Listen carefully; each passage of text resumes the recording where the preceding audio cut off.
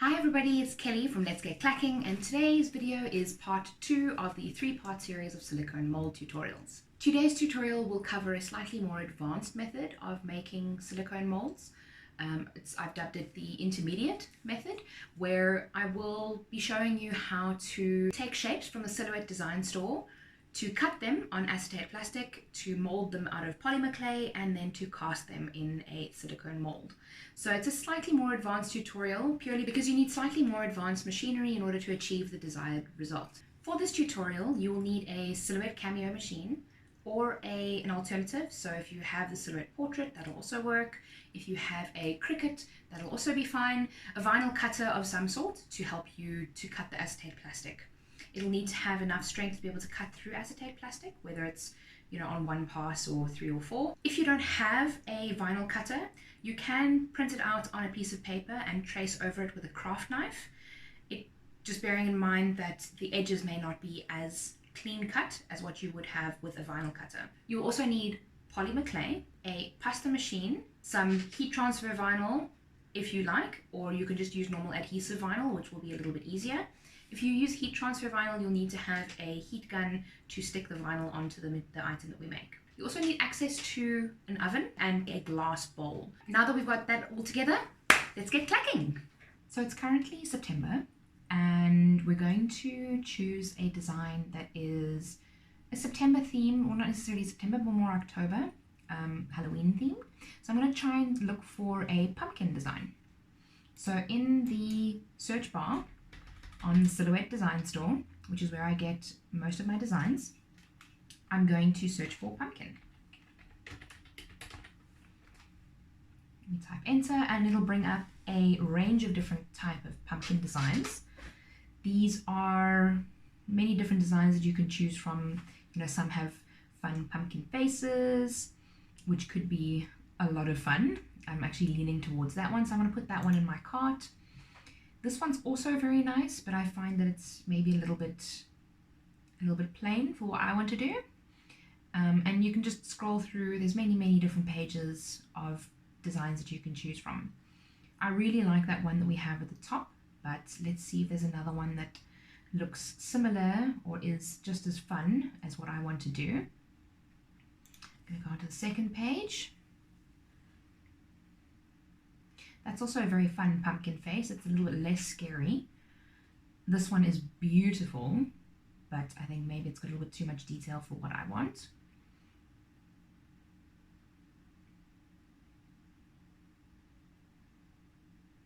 This one's also very good. So I'm going to put that one in my cart, and then when I'm done, I'm going to check the different items in my cart and compare them to see which one will suit our needs the best. So now what we're looking for in this design is something that has a good strong outline, because we're going to be cutting the outline of it from polymer clay, and we want to have a nice design on the inside. So all of these designs where there's lots of intricate things at the top, they're not going to work very well for this tutorial. Or a different tutorial, they will work beautifully, but not for what we're doing now. So I'm going to take the two that we have, and I'm going to look at the top. Now it says free because I have a subscription that I have monthly, and I get credits every month, so I don't need to worry about using money, which is a lot, which is really great. Okay, so we've got that one and we've got that one. They're very similar. I think that this one's a little bit more evil, so maybe I'm going to delete that from my cart and I'm going to go for this one. Now, if I wanted to use this to sell, then I would need to tick the commercial license, and you'd see the price goes up quite a bit. Obviously, because a commercial license, you're going to be making money off it, so you need to pay a little bit more for the license. So because I am actually technically going to be trying to resell this, I will be buying the commercial license for this, so I'm going to check out. Now what I can also do, because I'm only buying one item, is I can go onto the item and do the express checkout, needing to make sure that the commercial license box is ticked, and then I'm going to, it'll obviously say design store credits will be deducted, proceed. So now from here, I don't have to go into any other screens. I can just go straight to the download item, and I can direct download the item that I'm wanting. So I then open the little zip folder and it'll say Scary Pumpkin Studio. So the .studio is the file that I need to open in order to open it into Silhouette Studio. So I double click it and it automatically opens. Now you'll see that this particular design has the pumpkin separated from the stalk. Because what this design is it's actually a print or a cut or out of paper. So in other words, you wouldn't cut these two out of the same colored paper, you would cut them out of different colored paper. That's why it's separated. So I'm going to ungroup. I'm going to put that there, or I mean it can be wherever we want it to be. Let's just check to see where the item was, where the stalk was in this item. Yeah, it was in the middle, it's slightly down. So I'm going to leave it, maybe I'll put it a little bit further down. So for this design, for this tutorial, I just need the outside shape, which is just these two. So I'm going to pull these away as I'm going to be cutting this out of adhesive vinyl. So I'm going to group that. And then this, I'm going to make everything a little bit smaller. So let's put it all together so that we're getting the right ratio. And I'm going to make that about 7.5 centimeters. So now I want to resize this with this as well, because they all need to match, so they will need to be the same. But I'm going to pull that off the page just so that it doesn't cut, and I'm going to cut this out of acetate plastic.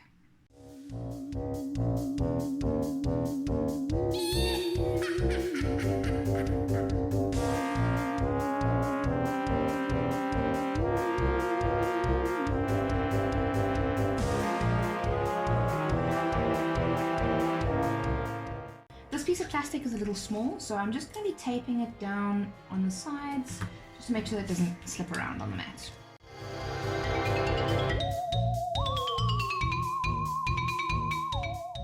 Even though the mat is sticky, sometimes it needs a little bit of help. And as you can see, I've tried to stick most of it off the sticky side of the mat, with only one piece on the mat, on the sticky side, just to kind of preserve the stickiness of the mat. The acetate plastic is now loaded onto my mat and it's loaded into the machine, so we're going to cut. What I didn't do was to weld the two designs, because now if I have to cut it now, it'll cut through and you'll see the lines are like that. So what I want to do is I want to go back to the design and I want to weld it so that those lines disappear, because all I want is the outline. So now let's try that again. Now we're going to select the material. So I have a saved material for the acetate plastic.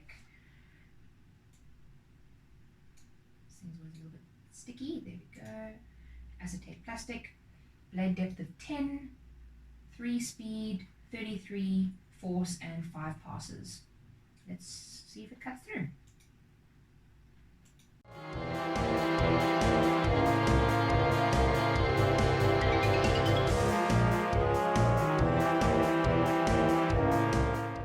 It's finished cutting. Now, as with everything, we need to make sure that it's cut through before we remove it. And this is a perfect example as to why we do that, because it hasn't actually cut through. So now instead of having a different line coming through, we just need to send it again.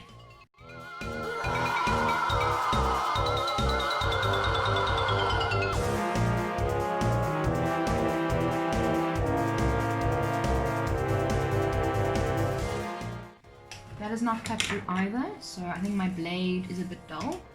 So I'm going to use my deep cut blade instead.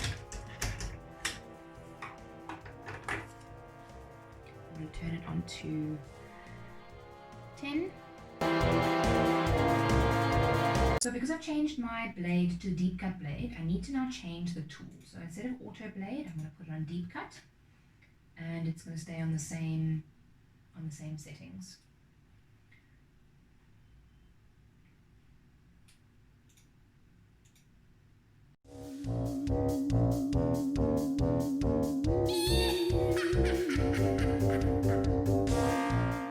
Let's hope this one worked. But it has cut through, so let's unload. Just loading a scrap piece of vinyl, doesn't matter what color. Putting that onto the mat. loading it into the machine. Okay, now it's important to remember to change the blade back because we've obviously put it onto a deep cut blade. And I'm going to use my other auto blade. It's maybe a little bit sharper than the other blade that I was using.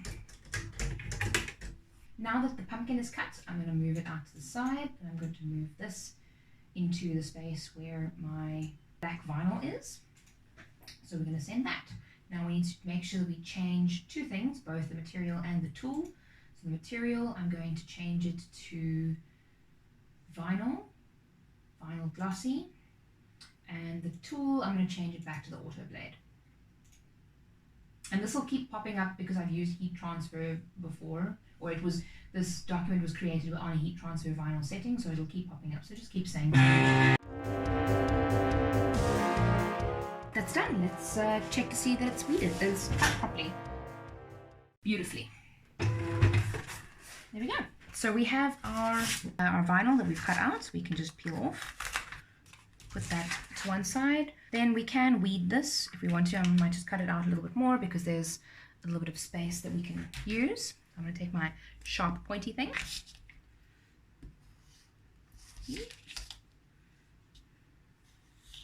Okay, so that will go back into the scrap bin that I can use for something else. Take our weeding tool, we can just weed it.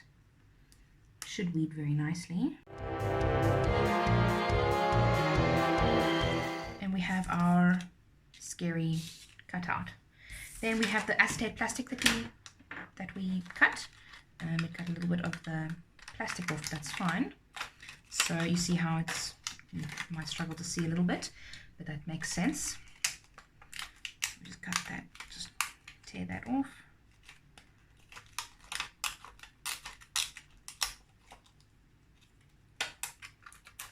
There we go, perfect. So now what we can do for this is we can leave it like that, or we can punch a hole in the top, especially if this is going to be a silicone mold casting. We know that there'll be enough strength in the resin at the top if you just have in order for you to have it as a key ring. So then you can have a nice little key ring holder. Our next step is to roll out our clay. A few moments later. I've got it enough so that it fits perfectly on the clay. So what I want to do is just smooth it out a little bit. Then I take my craft knife and I just carefully cut around the edges.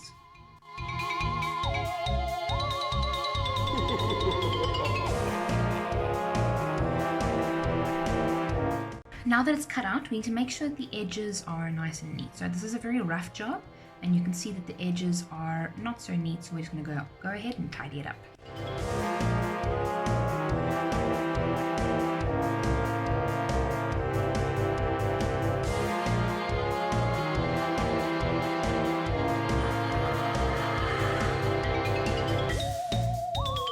Now we're going to peel off the acetate. And you can see you have a beautiful pumpkin carved out of polymer clay. Just make sure that the edges are very clean, or as clean as you want them. If you want them rough, you can leave them rough. If you want them a bit cleaner, then you can. So now this one I've cut at a slight bit of an angle. In all honesty, more by accident than anything else. So what I want to do is I want to try and get it as close to perpendicular as I can. So I'm going to turn it on its flat side. And I'm going to try and follow the edges, cutting it as perpendicular as I can.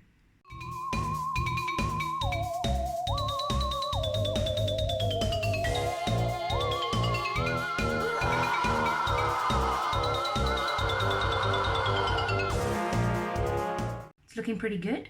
We don't need it to be perfect because it is, we need to bear in mind that it is a handmade item, quite literally handmade. So we don't want it to be perspex blank level quality. We want it to be something that has some flaws, that is not perfect, but it still looks pretty good when all things considered. And then I'm just going to clean up the edges again just to make sure they're all smooth.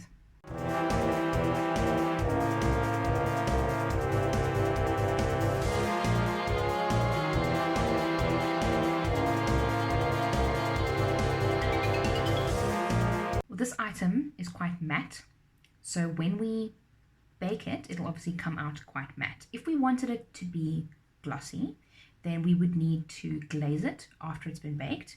But I want to leave it matte because I want to have this part glossy. So this part is going to sit on the pumpkin like that once it's done, and that part will be glossy because you can see it's a glossy sticker. So that part will be glossy and the rest of it will be matte. That's kind of the intention that I want to go for it.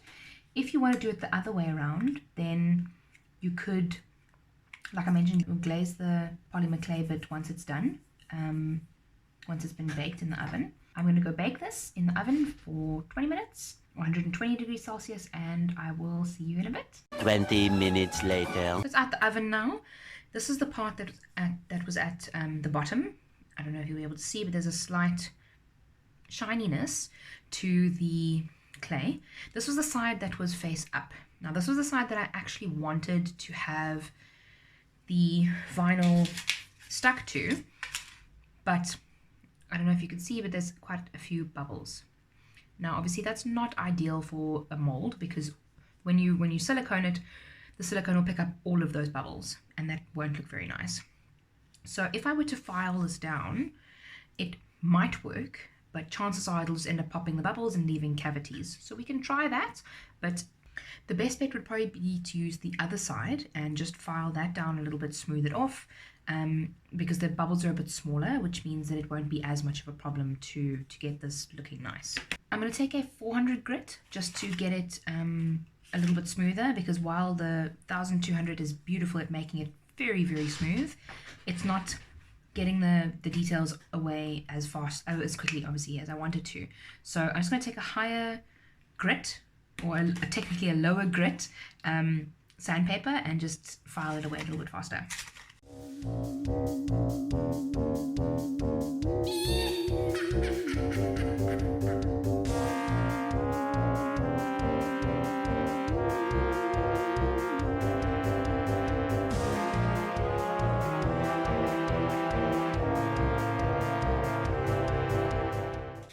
Now I'm just going to go back in with the 1200 grit just to give it a really smooth finish.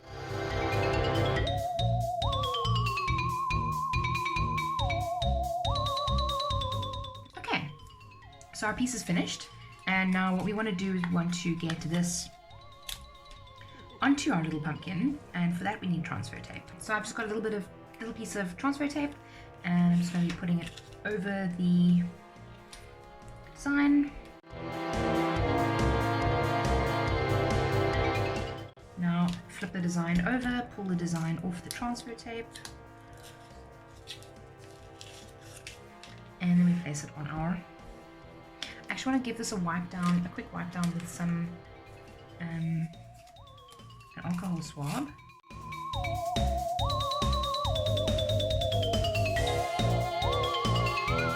Also a really nice way to see if the item is even, or if it's not necessarily level, but if it's, you know, flat. And I can see now that it doesn't really look completely, I don't know if you can see that, but there's a couple of marks like that.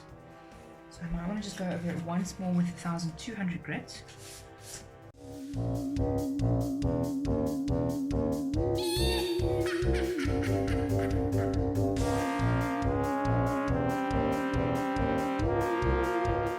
It's not perfect, there are a few pock marks in it, maybe from where smaller bubbles were popped.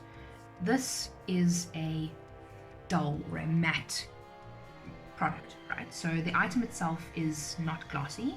So if you cast this in silicone, it will come out matte. If you wanted this to be glossy, you would need to shine it up with something. You can do a couple of different things. You can take resin, cast the resin over it, and then it'll be glossy. Or you can take an acrylic spray, spray it over. I've got a couple. I've got a triple glaze as well as a semi-gloss clear spray that you would spray over it. So you just spray it lightly a few times, let it dry. You could even sand it down and spray it again if you wanted to make sure that you're getting completely flat coverage, and it would come out glossy. But for this, I want to show you the difference between gloss and matte, so that's why I'm going to be leaving it the way that it is, and I'm going to have predominantly matte product with the face being in gloss, because I think it would stand out quite nicely. And now I'm going to place this on the pumpkin. So I think that's about right. Maybe it's a little bit over to the one side, but I think it might be stuck down now.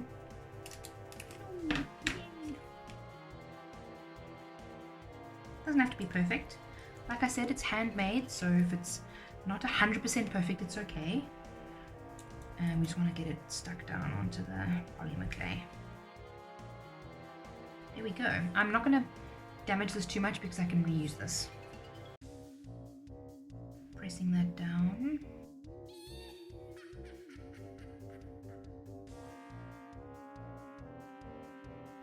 Another alternative for this is to do a negative. So instead of having the positive of the face in the mold, what we could do is we could have the black being what is, so it would be inverted essentially.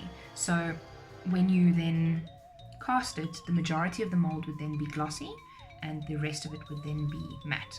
Just these parts that we've now got glossy.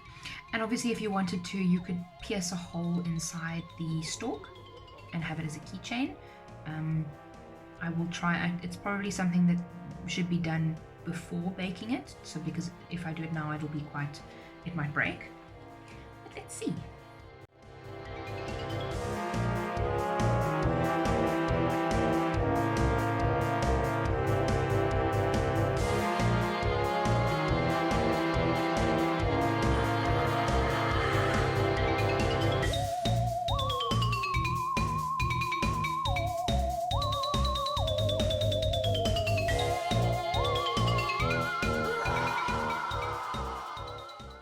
I'm going to leave mine like that because it's starting to split at the back and I don't want it to break. Bearing in mind, of course, that the silicone probably won't go in there because the hole is teeny tiny. So if you want to do it like this, then I would suggest maybe modifying the cut file to be slightly bigger so that part is a little bigger so that you can have a bigger keyring hole. Because when you're pouring silicone over it, it's very difficult to get the silicone in there. So let's get siliconing.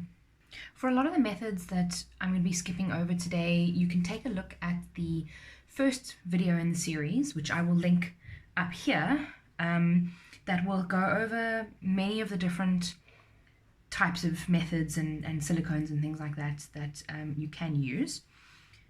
So today I'm going to be using cookie cutters because they are very nice for these type of circular objects. I've taken out this one, and this one is a perfect fit around the mold. It gives you just enough clearance.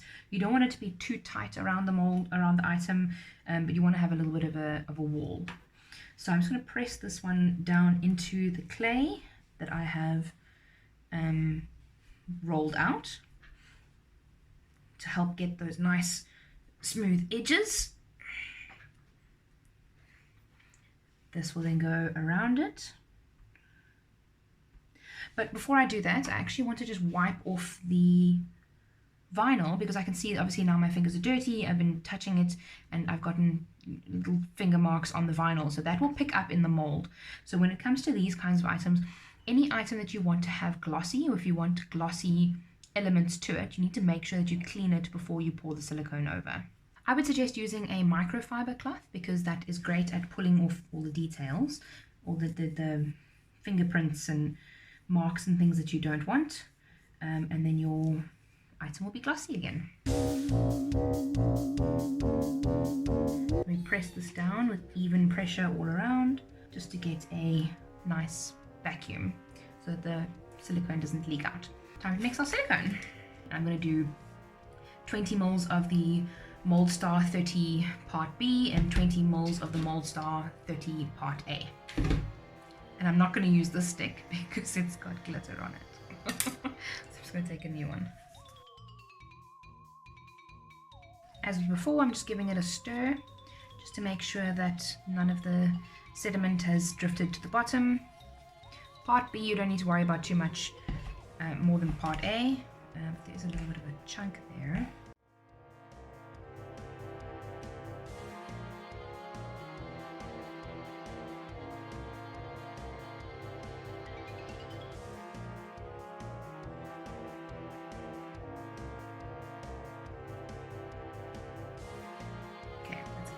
bubbles.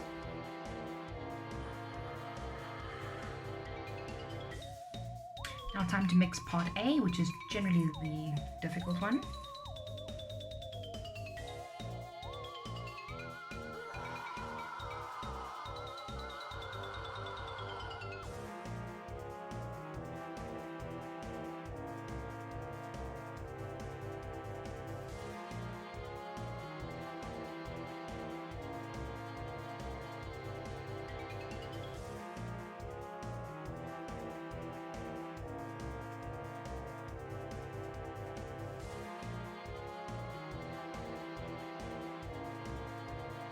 So like the last video, long thin stream. What? There's a hair. A hair got in the mold.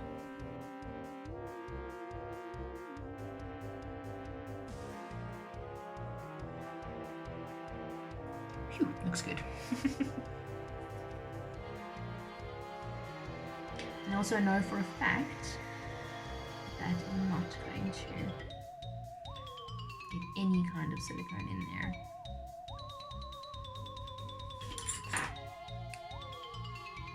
So I'm just going to leave it. Next time I'll do a bigger hole.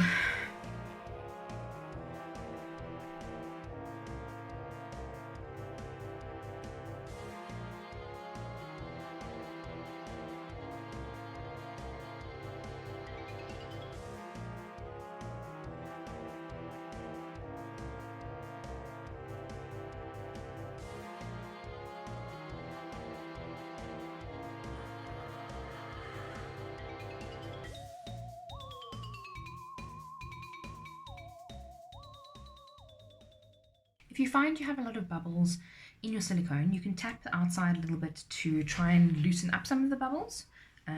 But like I mentioned in the previous video, this silicone you don't have to degas.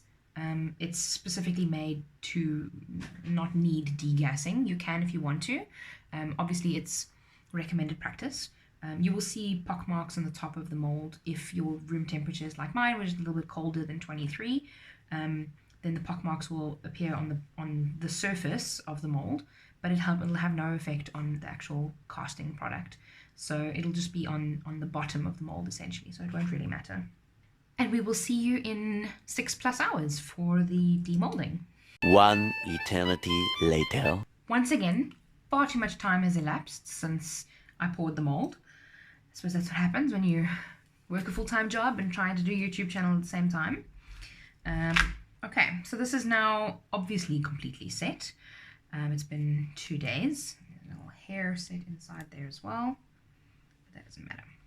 Okay, so once again we can just tear off the polymer clay at the bottom and pop out the mold. This one's a little bit trickier than the one that we had last time in the first video, just purely because it is not something that you can easily flex. Like, it's still really not hard though, and that's where having long nails comes in handy. You just push it down on the side.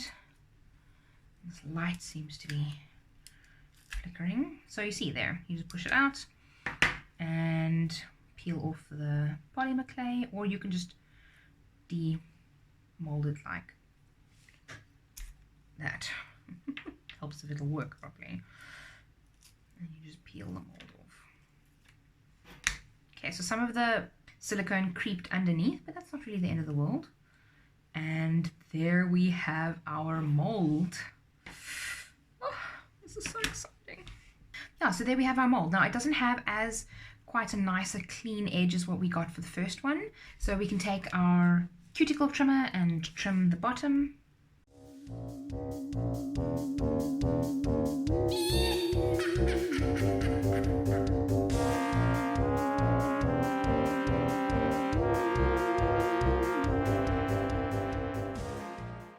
Okay, so now what you can do additionally with this is you can take the cuticle trimmer and trim on the inside. That's what happens when you have 2 cats and a dog.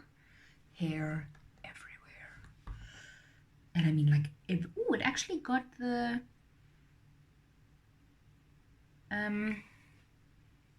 you can see properly, the hole for the keyring thingy. Obviously it's super tiny, but it's nice for when you're casting resin in there and the mold is then still not completely set. It's actually nice to cast that in there. That didn't make any sense. I'm thinking about it after I was finished speaking.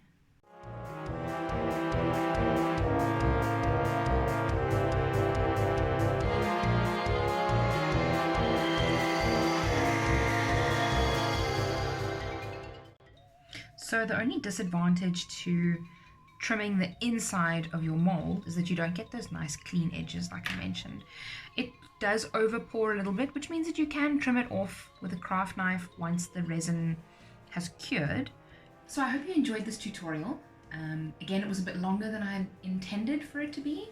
I hope that it was informative enough to be slightly higher level than the initial tutorial. The next tutorial that I will be sharing next week will require much more expensive materials, so things like Perspex blanks and 3D printer. So it'll be a lot more higher grade than these tutorials, so it'll probably not be for the average Joe that just wants to mold something lying around their house, or it'll be more for people that want to make very professional looking molds that have nice edges, you know, shaped around the side of the project that they have. Again, it's probably going to be about a half-an-hour tutorial. I try and cut out as much as I can, but unfortunately I love talking, as you can see. So it'll probably still be quite long, sorry in advance. If there are any questions that you still have that I may or may not have covered yet, please let me know in the comments so that I can address these in either a coming up tutorial, or just answering them in the comments, or doing a different type of video where it's more of an informal chat, kind of like this, where I help you, you know, go over the different kinds of silicone, because there's so many available, and I use one particular type, but there really are so many different kinds that you can use. Or, you know, different things that you can use as blanks. Any kind of questions that you may have. You know, I'm happy to test these things and go over them so that you guys don't have to, and I can distribute the information a little bit better for you. Once again, thank you for watching the tutorial. I hope you enjoyed it. If you did and you'd like to refer back to it, give it a thumbs up. I would really appreciate that. If you want to see more of my tutorials in the future, click the subscribe button. And if you want to be alerted to the videos that I post, click the little notification bell next to it and select all. Here you will be able to subscribe to my channel, and on this side you will see my latest video that I release, and just below it you'll see a video that YouTube thinks that you'll like, and go take a look. And be kind to someone today. World needs a little bit more love. Thanks very much, guys.